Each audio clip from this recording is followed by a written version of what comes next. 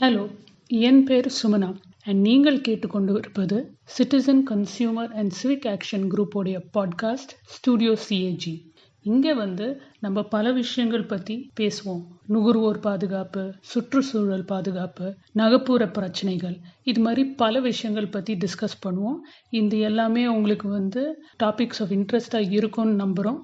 ஒரு நுகர்வோராக, ஒரு குடிமகனாக உங்களுக்கு இது யூஸ்ஃபுல்லாக இருக்கும் அப்படின்ட்டு நம்புகிறோம்.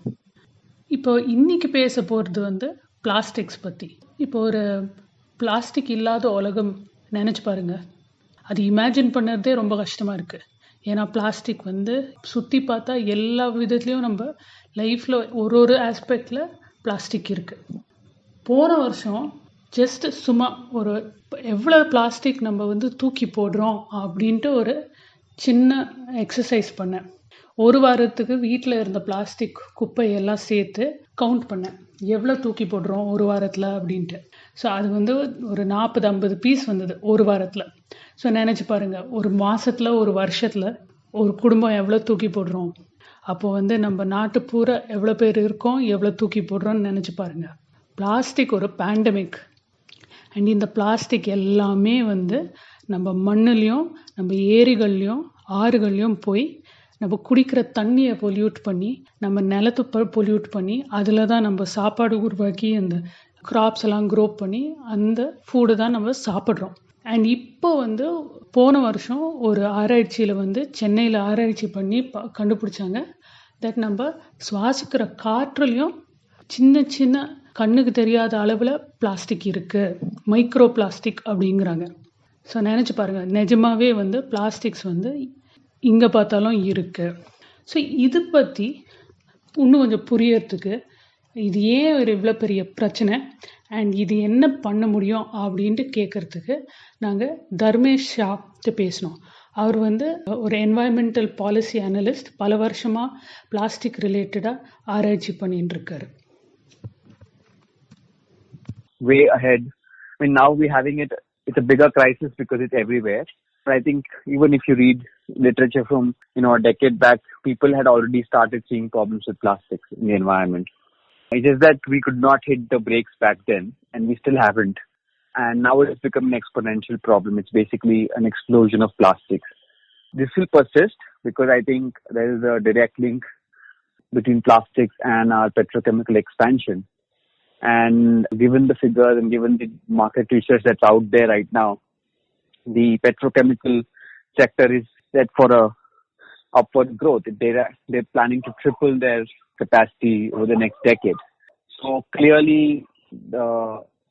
there's going to be less emphasis on plastics reduction, and all the focus is going to be on management of plastics, which is what we're seeing right now, which is capturing as much plastic as possible and trying to manage it in the best way possible, which is, with least impact in the environment.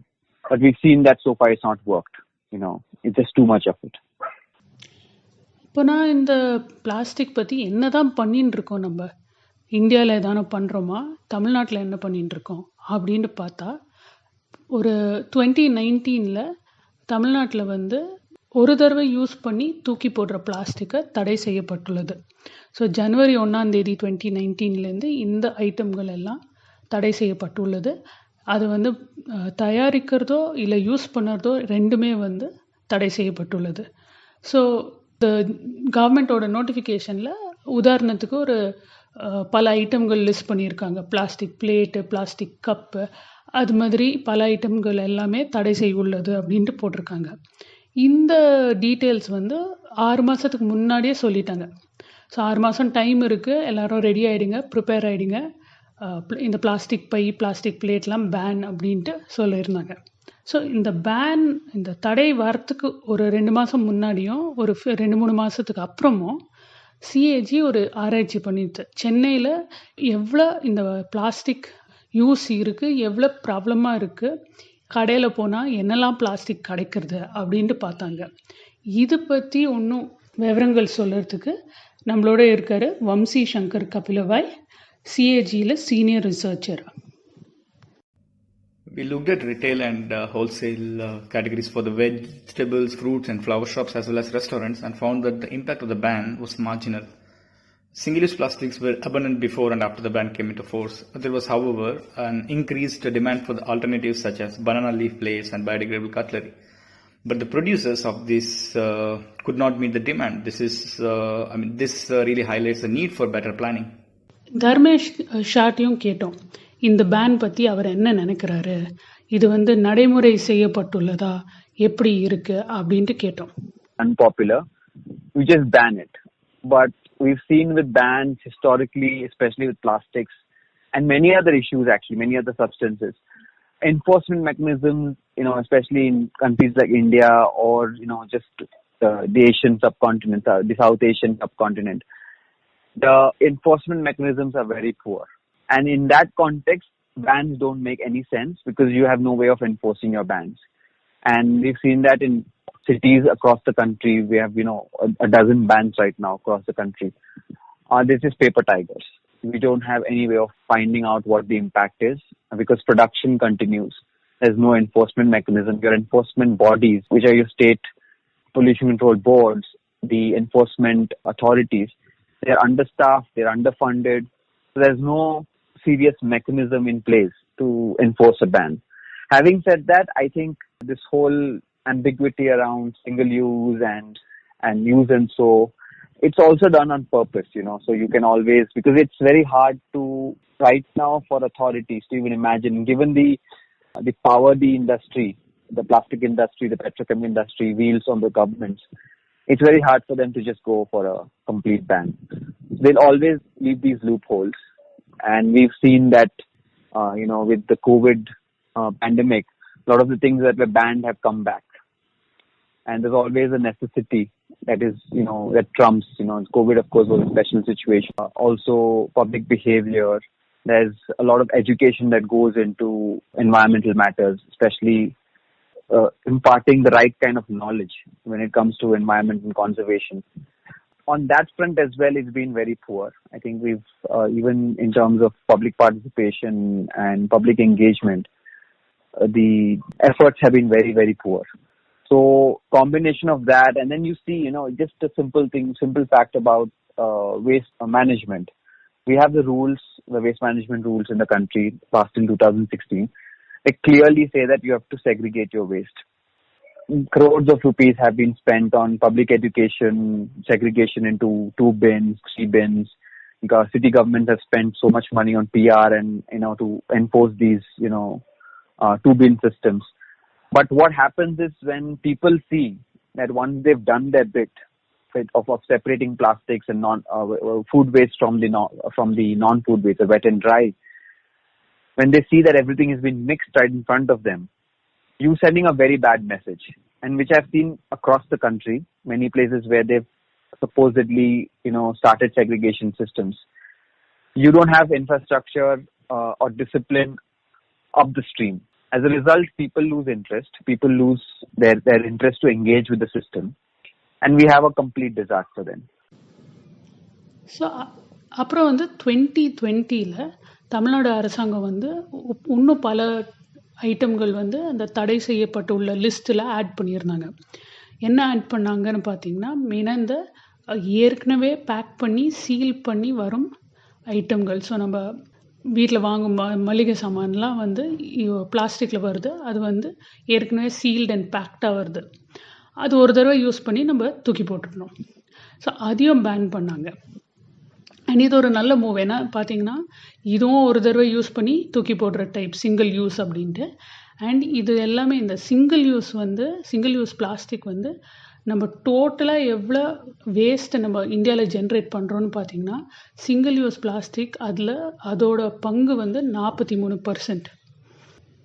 So இது ஒரு good idea. ஏன்னா நிறைய single use plastic நம்ம தூக்கி போடுறோம்.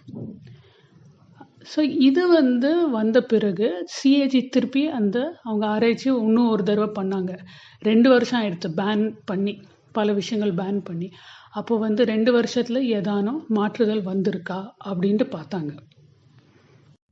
We repeated the study in February 2021 and found single-use plastics continued to be abundant. We have surveyed around 1,936 shops across the 5 wholesale markets in Chennai, and out of these shops, carry bags and plastic covers were found in use in all of them.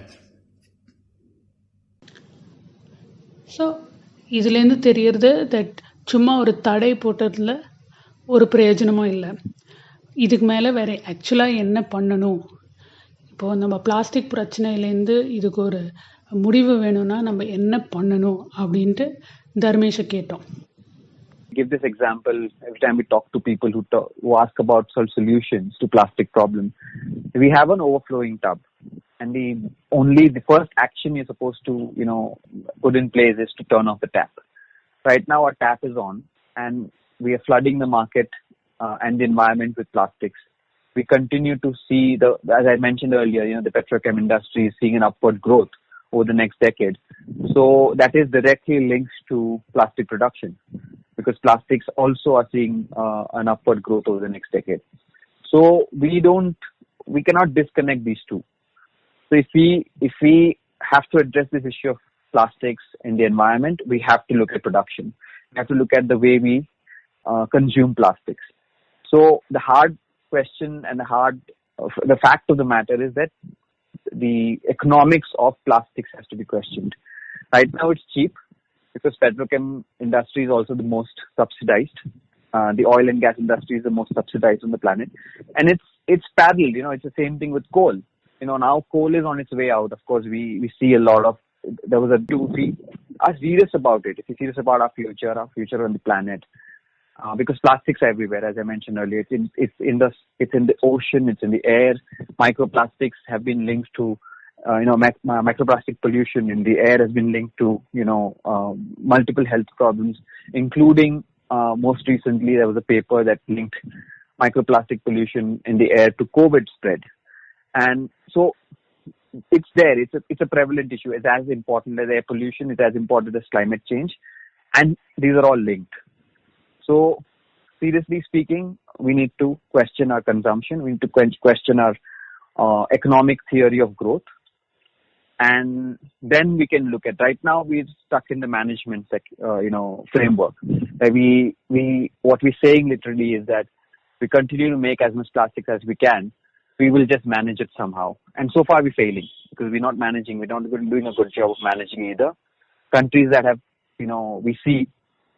Western nations, they're very clean because they have resources to keep their streets clean. But there's a massive growth in international illegal plastic trade. And we've been tracking through various networks. Since China has stopped importing plastics, US and Europe has been exporting this plastic to other countries in Asia, which literally, begs the question that these countries are not sufficiently equipped to deal with the plastics. They just have more money to send it to some other poor countries. This is not management. It is just displacement of our waste, of responsibilities. So பிளாஸ்டிக்கோட ப்ரொடக்ஷனை நிப்பாட்டணும் அப்படின்னு தர்மேஷ் சொன்னார். So இதெல்லாம் நம்ம நுகர்வோர் கையில் இல்லை. அஃப்கோர்ஸ் நம்ம அரசாங்கன்ட்ட கேள்வி கேட்கலாம், ஏன் இது பண்ணுறீங்க, ஏன் நீங்கள் இந்த கம்பெனிகளை இது மாதிரி பிளாஸ்டிக்கை யூஸ் பண்ணி அலோவ் பண்ணுறீங்க அப்படின்ட்டுலாம் நம்ம கேள்வி கேட்கலாம்.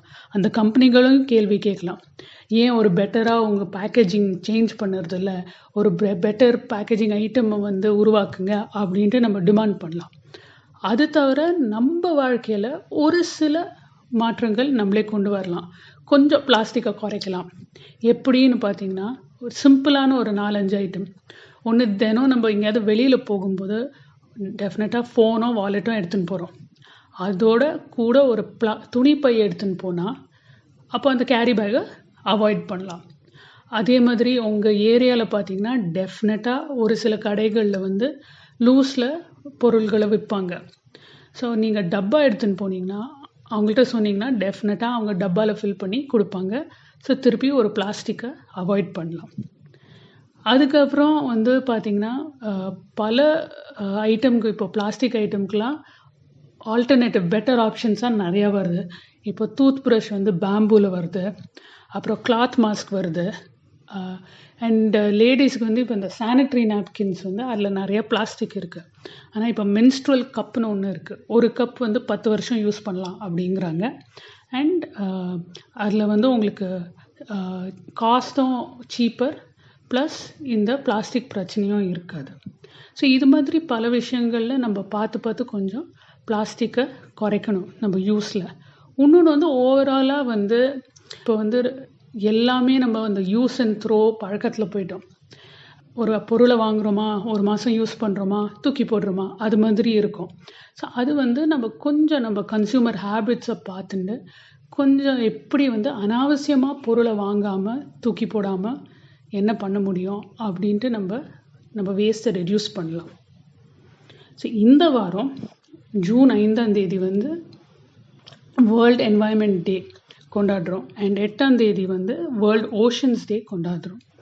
ஸோ இது ஒரு நல்ல டைம் டு see நம்ம லைஃப்பில் நம்ம எப்படி கொஞ்சம் ஒரு சில சேஞ்சஸ் கொண்டு வரலாம், எப்படி நம்ம பிளாஸ்டிக் வேஸ்ட்டை வந்து குறைக்கலாம் அப்படின்ட்டு. ஸோ இந்த பாட்காஸ்ட்டை கேட்டுறதுக்கு நன்றி. அண்ட் இது வந்து உங்களுக்கு யூஸாக இருக்கும், ஒரு இன்ட்ரெஸ்டிங்காக இருக்கும்னு நம்புகிறோம். உங்கள் கருத்துக்கள் ஷேர் பண்ணணுன்னா ப்ளீஸ் எங்களை ஃபேஸ்புக், இன்ஸ்டாகிராம் அல்லது ட்விட்டரில் சர்ச் பண்ணிங்கன்னா CAG சென்னைன்னு சர்ச் பண்ணுங்கள். And you can leave a comment and get in touch. So அடுத்த முறை சந்திக்கும் வரை take care and good bye.